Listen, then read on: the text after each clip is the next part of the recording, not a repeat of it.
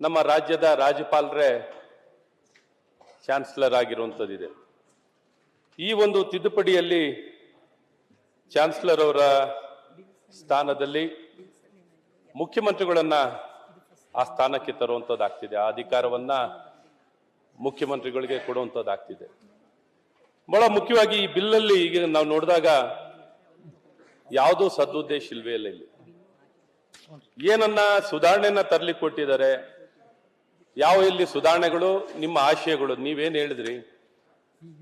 ಈ ಒಂದು ಪಂಚಾಯತ್ ರಾಜ್ ಯೂನಿವರ್ಸಿಟಿಯನ್ನ, ವಿಶ್ವವಿದ್ಯಾನಿಲಯವನ್ನ ಬಹಳ ಉತ್ತಮ ಮಟ್ಟಕ್ಕೆ ಕೊಂಡೊಯ್ಯಬೇಕು, ಅದನ್ನ ಇನ್ನ ಉತ್ತಮವಾಗಿ ನಿರ್ವಹಣೆ ಆಗ್ಬೇಕು ಅನ್ನುವಂತ ಆಶಯವನ್ನ, ಗುಣಮಟ್ಟವನ್ನ ಹೆಚ್ಚಿಸ್ಕೋಬೇಕು ಅಂತ.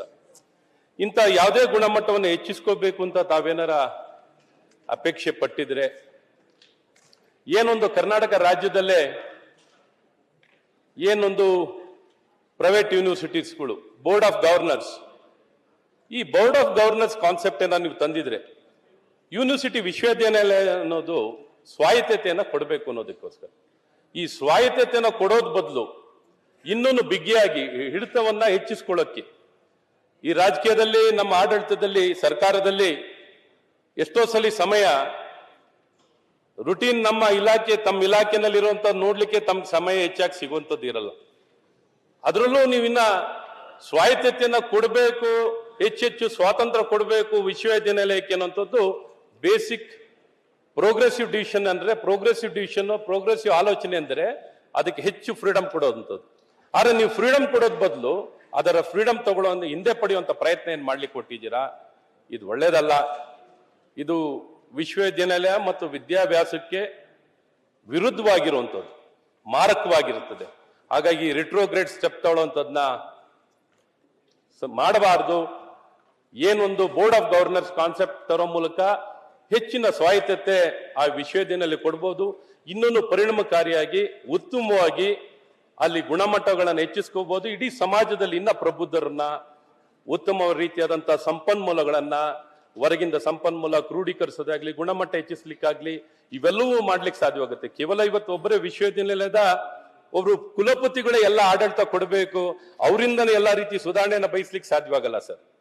ಹಾಗಾಗಿ ಬೋರ್ಡ್ ಆಫ್ ಗವರ್ನರ್ಸ್ ಕಾನ್ಸೆಪ್ಟ್ ನಲ್ಲಿ ನಿಮ್ ನಿಜಕ್ಕೂ ಯುವಕರಿದ್ದೀರಾ, ಒಳ್ಳೆ ಉದ್ದೇಶಗಳು ಏನಾರು ಇದ್ರೆ, if you want to really leave a mark, ನಿಮ್ಮ ಪಂಚಾಯತ್ ರಾಜ್ನಲ್ಲಿ ನಿಮ್ಗೆ ಒಳ್ಳೆ ಸಂಪನ್ಮೂಲಗಳು, ಈ ವಿಶ್ವವಿದ್ಯಾನಿಲಯ ಪ್ರಾರಂಭ ಮಾಡೋ ಉದ್ದೇಶ ಏನಿದೆ? ನಿಮ್ಗೆ ಬರೀ ವೈಸ್ ಚಾನ್ಸಲರ್ ನಿಮ್ಗೆ ಇಷ್ಟವಾಗಿದ್ದಾಗಿರೋರ್ನ ಅಪಾಯಿಂಟ್ ಮಾಡದೆ ನಿಮ್ಗೆ ವಿಶ್ವವಿದ್ಯಾನಿಲಯ ಅನ್ಕೊಂಡಿದ್ದೀರಾ?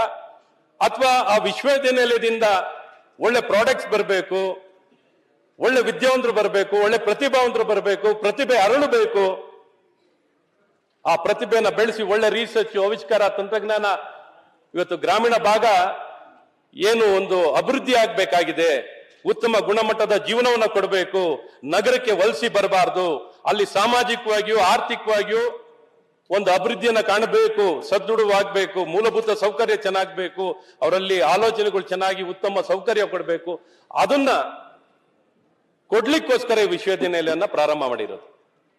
ಬರ್ತಾ ಬರ್ತಾ ಏನಾಗುತ್ತೆ ಅಂದ್ರೆ, ನಾನು ಹೇಳಿದವರು ವೈಸ್ ಚಾನ್ಸಲರ್ ಆಗುತ್ತಾರಾ ಇಲ್ವೋ ಅನ್ನೋಂತ ಸಣ್ಣ ಮಟ್ಟಕ್ಕೆ ಇಳಿದ್ಬಿಡ್ತಾರೆ. We have to grow beyond all this things. ಇದು ಸಣ್ಣ ಏನೊಂದು ವಿಶ್ವವಿದ್ಯಾನಿಲಯದ ಇಲ್ಲಿ ವೈಸ್ ಚಾನ್ಸಲರ್ಗಳಿಗೆ ಎಷ್ಟು ನೀವು ಹಣ ಕೊಟ್ಟು ಎಷ್ಟು ಪ್ರಾಡಕ್ಟ್ ತೆಗ್ದಿರಾ, ಎಷ್ಟು ಸ್ಟೂಡೆಂಟ್ ಆಚೆ ಬರ್ತಿದ್ದಾರೆ, ಏನಾಗ್ತಿದೆ ಅನ್ನೋದು ಇಲ್ಲೆಲ್ಲ ಮಿಕ್ಸಪ್ ಆಗಿ ಏನಾಗಿದೆ ಅಂತ ನನ್ಗೆ ಅರ್ಥ ಆಗ್ತಿಲ್ಲ. ಆದ್ರೆ ಇವತ್ತು ನೀವು ದಯವಿಟ್ಟು ನನ್ನ ಒತ್ತಾಯ, ಇವತ್ತೇನು ನಾನು ಒಂದು ನಿಮ್ಮನ್ನ ವಿರೋಧಿಸ್ಬೇಕು ಅಥವಾ ತೆಗೊಳ್ಬೇಕು ಅನ್ನೋಂತ ವಿಚಾರಕ್ಕೋಸ್ಕರ ಮಾತಾಡ್ತಿಲ್ಲ. ಇದು ರಾಜ್ಯದ ಜನರ ಭವಿಷ್ಯ ಮತ್ತು ಒಂದು ಪಂಚಾಯತ್ ರಾಜ್ ಬಹಳ ಉತ್ತಮವಾಗಿ ಬೆಳಿಬೇಕು. ಏನೊಂದು ಆರ್ಟಿಕಲ್ 73 ಅಡಿಯಲ್ಲಿ ಏನೋ ಒಂದು ಆಶಯ ಇದೆ, ಗ್ರಾಮೀಣ ಭಾಗ ಚೆನ್ನಾಗಿ ಅಭಿವೃದ್ಧಿ ಆಗಬೇಕು ಅನ್ನುವಂತ ಎಲ್ಲ ಸದಸ್ಯರ ಅಪೇಕ್ಷೆ ಇದೆ. ಆ ಅಪೇಕ್ಷೆ ಪೂರ್ವಕವಾಗಿ ನಿಮ್ಮಲ್ಲಿ ನಾನು ಸವಿನಯವಾಗಿ ಕೇಳ್ಕೊಳ್ಳೋದು, ಈ ಬಿಲ್ಲನ್ನ ತಾವು ಹಿಂದೆ ಪಡೀರಿ, ನಮ್ಮನ್ನು ಒಂದಿಷ್ಟು ಚರ್ಚೆ ಮಾಡಿ ಕೇಳ್ಕೊಳ್ಳಿ. ಇವತ್ತು ಪಬ್ಲಿಕ್ ಡೊಮೈನ್ಗೂ ಹಾಕಿ ಒಂದು ಸ್ವಲ್ಪ ಡಿಸ್ಕಷನ್ ಮಾಡಿ ಯಾವ ರೀತಿ ತಗೊಂಡೋಗ್ಬೇಕು, ಪ್ರೋಗ್ರೆಸ್ ತಗೊಂಡೋಗ್ಬೇಕು ಅಂತಿದ್ರೆ ಕಾಂಟ್ರಿಬ್ಯೂಟ್ ಮಾಡ್ತೀವಿ. ಯಾಕಂದ್ರೆ ಸರ್ಕಾರ ಅನ್ನುವಂಥದ್ದು ಒಂದೆಲ್ಲೋ ಒಂದು ಕಾಲಕ್ಕೆ ಸೀಮಿತವಾಗಿರೋದಲ್ಲ, ಇಟ್ ಇಸ್ ಎ ಪ್ರೋಗ್ರೆಸಿವ್ ಆಗಿರುವಂತಹ ಮುಂದುವರೆದ ಭಾಗವಾಗಿರ್ಬೇಕು. ಹಾಗಾಗಿ ಇವತ್ತಿನ ಈ ಗವರ್ನರ್ ಅವ್ರನ್ನ ಈ ಸ್ಥಾನದಿಂದ ಪಲಟನ್ನ ಮಾಡ್ತಿರೋದು, ತೆಗ್ದಾಕ್ತಿರುವಂಥದ್ದು ಇದು ಒಳ್ಳೆ ಬೆಳವಣಿಗೆ ಅಲ್ಲ. ನಿಜಕ್ಕೂ ನೀವು ಪ್ರೋಗ್ರೆಸಿವ್ ಆಗಿ ಮುಖ್ಯಮಂತ್ರಿಯವರು ಮಾಡೋದ್ ಬದಲು ಬೋರ್ಡ್ ಆಫ್ ಗವರ್ನರ್ಸ್ ಕಾನ್ಸೆಪ್ಟ್ ನಲ್ಲಿ ಮಾಡಿ ಅಲ್ಲಿ ಚೇರ್ಮನ್ಶಿಪ್ ತಂದು ರೊಟೇಷನ್ ತಂದು ಆ ಒಂದು ಸಂಸ್ಥೆಯಲ್ಲಿ ಆ ಸ್ವಾಯತ್ತತೆಯನ್ನು ಕಂಡು ಅಲ್ಲೇ ವೈಸ್ ಚಾನ್ಸಲರ್ ಅಪಾಯಿಂಟ್ ಮಾಡ್ಲಿಕ್ಕೂ ಅವಕಾಶ ಸಿಗುತ್ತೆ. Vice chancellor, board of management, board of governors ಎಲ್ಲರೂ ಪಾರ್ಟಿಸಿಪೇಟ್ ಮಾಡ್ಲಿಕ್ಕಾಗತ್ತೆ. ಸೊ ಆ ರೀತಿ ನಿರ್ಣಯಗಳನ್ನ ತಗೊಳ್ಳಿ. ಈ ಏನ್ ನಿರ್ಣಯ ತಗೊಳಕ್ ಕೊಟ್ಟಿದ್ದೀರಾ ಇದು ಓನ್ಲಿ ಕನ್ಫ್ರಂಟೇಷನ್, ಕಾಂಟ್ರವರ್ಸಿ, ನಿಮ್ಮ ಹಾಗೆತನ, ದ್ವೇಷ, ವೈಮನ್ಸು ಇಷ್ಟೇ. ಇದರಲ್ಲಿ ಏನಿಲ್ಲ ಪಾಟೀಲ್ರೆ. ಇದು ಯಾಕೆಂದ್ರೆ ನೀವು ಬಹಳ ಕನ್ಸಿಟ್ಕೊಂಡು ಗದಗ್ನಲ್ಲಿ ನಿಮ್ಮೂರಿನಲ್ಲಿ ಮಾಡಿದ್ದೀರಾ ಸರ್, ಅದು ಅರ್ಥ ಆಗುತ್ತೆ ನನಗೆ. ಆದ್ರೆ ನಾವು ಇವನ್ ಪರಮೇಶ್ವರ್ ಸಾಹೇಬ್ರು ಕರ್ನಾಟಕ ಸ್ಟೇಟ್ ಯೂನಿವರ್ಸಿಟಿ ಆಕ್ಟ್ ಅನ್ನು 2000ರಲ್ಲಿ ತಿದ್ದುಪಡಿ ಹೊಸ ಕಾಯ್ದೆನೇ ತಂದಂತವ್ರು, ಹೊಸ ಕಾನೂನೇ ತಂದಂತವ್ರು. ಯಾವೊಂದು ಹಿನ್ನೆಲೆ ಮುನ್ನೆಲೆ ಬಟ್ ಈ ಇಲಾಖೆನಲ್ಲಿ ಕೆಲಸ ಮಾಡಿ ನಾವು ಸ್ಟೂಡೆಂಟ್ ಲೀಡರ್ ಆಗಿರೋ ಇದೇ ಕ್ಷೇತ್ರದಲ್ಲಿ ಬೆಳೆದು ಬಂದವರು ಸರ್. ಹಾಗಾಗಿ ಈ ಕಾಲಕ್ಕೆ ಪ್ರಸ್ತುತವಾಗಿರೋದು ಎರಡೇ ವಿಚಾರ ಸರ್, ಎರಡೇ ವಿಚಾರ. ಯಾವ್ದನ್ನು ಬಲವಾಗಿ ಹಿಡಿತೀವೋ ಆವಿಷ್ಕಾರ ಮತ್ತು ತಂತ್ರಜ್ಞಾನ. ಈ ಆವಿಷ್ಕಾರ ಮತ್ತು ತಂತ್ರಜ್ಞಾನ ಅನ್ನುವಂಥದಕ್ಕೆ ಸಾಕಷ್ಟು ಒತ್ತು ಕೊಟ್ಟು ಯಾವುದೇ ವಿಶ್ವವಿದ್ಯಾನಿಲಯ ಹೊಸತನವನ್ನು ಪಡ್ಕೊಂಡು ಮುಂದೆಗಳ ಹೆಜ್ಜೆ ಇಡಬೇಕು ಅಂದ್ರೆ ಅದಕ್ಕೆ ಸ್ವಾತಂತ್ರ್ಯ ಕೊಡಬೇಕು. ಈ ಸ್ವಾತಂತ್ರ್ಯವನ್ನು ಕೊಡ್ಲಿಕ್ಕೆ ವಿರುದ್ಧವಾಗಿದೆ ಈ ಕಾಯ್ದೆ. ಈ ತಿದ್ದುಪಡಿ ಏನಿದೆ ಅದಕ್ಕೆ ವಿರುದ್ಧವಾಗಿದೆ. ಹಾಗಾಗಿ ಒತ್ತು ಹೇಳ್ತಾ ಇದ್ದೀನಿ, ನಿಮ್ ಸಮಯ ತಗೊಂಡ್ರು. ಹಾಗಾಗಿ ನೀವು ಒಂದು ದೊಡ್ಡತನ ಇಟ್ಕೊಂಡು ಒಂದು ದೊಡ್ಡ ಮನ್ಸು ಮಾಡಿ ಸನ್ಮಾನ್ಯ ಪ್ರಿಯಾಂಕಾ ಖರ್ಗೆ ಅವರೇ, ಇದನ್ನ ಯಾವ್ದು ಪ್ರತಿಷ್ಠೆಯಾಗಿ ತೊಗೊಳಕ್ ಹೋಗ್ಬಿಡಿ. ನೀವು ಇನ್ನ ಬಹಳ ಭವಿಷ್ಯ ಇರೋರು. ಈ ಕನ್ಫ್ರಂಟೇಷನ್ ಅಲ್ಲಿ ಹೋಗಿ ಡಿಕ್ಕಿ ಹೊಡ್ಕೊಳ್ಳೋಂಥ ಕೆಲಸಗಳು ಮಾಡ್ಕೋಬೇಡಿ. ಪ್ರೋಗ್ರೆಸಿವ್ ಮಾಡಿ ಬೋರ್ಡ್ ಆಫ್ ಗವರ್ನರ್ಸ್ ಕಾನ್ಸೆಪ್ಟ್ ಅನ್ನಿ ನಾವು ಆಗ್ಲೇ ಪ್ರಪೋಸ್ ಮಾಡಿರೋ ರೀತಿನಲ್ಲಿ ನಮ್ಮ ಸ್ಟೇಟ್ ಅಲ್ಲಿ ಬೇರೆ ಬೇರೆ ಕಾಸ್ಕಿನಲ್ಲಿದೆ. ಅದನ್ನು ಸರ್ಕಾರದಲ್ಲಿ ನೀವು ತರೋ ಮೂಲಕ ನಿಮ್ಮ ಫಿಲಾಂಥ್ರಫಿ, ಇಂಡಸ್ಟ್ರಿ ಎಲ್ಲರನ್ನು ಇಲ್ಲಿ ಪಾರ್ಟಿಸಿಪೇಟ್ ಮಾಡಲಿಕ್ಕೆ ಸುಲಭವಾಗಿ ಒಳ್ಳೆ ದಿಗ್ಗಜರುಗಳನ್ನ ಈ ಯೂನಿವರ್ಸಿಟಿಗಳಲ್ಲಿ ಅಳವಡಿಸ್ಕೊಳ್ಳಿಕ್ಕೆ ಸಾಧ್ಯವಾಗುತ್ತೆ. ಬೋರ್ಡ್ ಆಫ್ ಗವರ್ನರ್ಸ್ ನಲ್ಲಿ ತರ್ಲಿಕ್ಕೆ ಸಾಧ್ಯವಾಗಿದೆ ಅಂತ ತಿಳಿಸ್ತಾ, ಮತ್ತೇನು ಬೇರೆ ರೀಕಾನ್ಸ್ಟಿಟ್ಯೂಟ್ ಅಂತ ಏನೋ ಹೇಳಿದ್ದಾರೆ, ಅದರಲ್ಲಿ ನೀವು ಟೆನ್ಯೂರೇ ಡಿಫೈನ್ ಮಾಡಿಲ್ಲ. ನೀವು ಎಕ್ಸ್ ಅಫಿಷಿಯೋ ಮೆಂಬರ್ಸ್ಗೆ ಕಂಟಿನ್ಯೂಸ್ ಆಗಿ ಬೈ ಪೊಸಿಷನ್ ನೀವು ಕೊಡಬೇಕು ಅಂತಿದ್ದೀರಾ. ಆದ್ರೆ ಅಲ್ಲೇನ್ ನೀವು ಟೆನ್ಯೂರ್ ಏನ್ ಡಿಫೈನ್ ಮಾಡ್ಕೊಂಡಿಲ್ಲ. ನೀವೇನ್ ಟೆನ್ಯೂರ್ ಅಲ್ಲೇನ್ ಡಿಫೈನ್ ಮಾಡ್ಕೊಂಡಿಲ್ಲ. 3 years ಅಂತ ಏನು ಹಾಕೊಂಡಿಲ್ಲ, ಸ್ಪೆಸಿಫಿಕ್ ಆಗಿ ಹಾಕೊಂಡಿಲ್ಲ.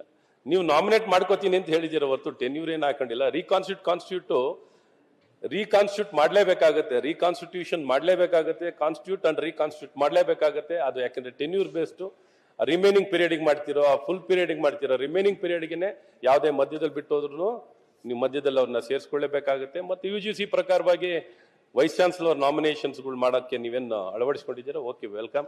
ಬಟ್ ಇಷ್ಟು ಟೆನ್ಯೂರ್ನಲ್ಲಿ 10 ವರ್ಷ ಇಟ್ಸ್ ಎ ಲಾಂಗ್ ಇದಿರ್ತದೆ. ಬಿಡಿ, ಏನು ಮಾಡ್ಕೊಂಡಿದ್ದೀರಾ UGC ಪ್ರಕಾರವಾಗಿ ಮಾಡ್ಕೊಂಡಿದ್ದೀರಾ ಮಾಡ್ಕೊಳ್ಳಿ. ಆದರೆ ಇದನ್ನು ಏನು ನಿಮ್ಮ 26 ಮತ್ತು 33 ಅದನ್ನು ಸರಿ ಇಲ್ಲ, ಅದನ್ನು ನೋಡ್ಕೊಳ್ಳಿ.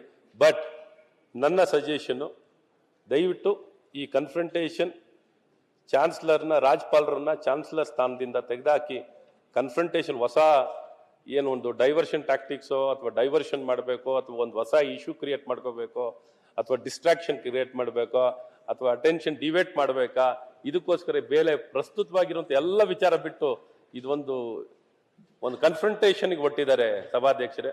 ಯಾರು ರಾಜ್ಯಪಾಲರ ಜೊತೆ ಕನ್ಫ್ರಂಟೇಷನ್ಗೆ ಹೋಗ್ತಿದ್ದಾರೆ. ಇದು ಪ್ರೋಗ್ರೆಸಿವ್ ಬಿಲ್ ಆಗಿಲ್ಲ.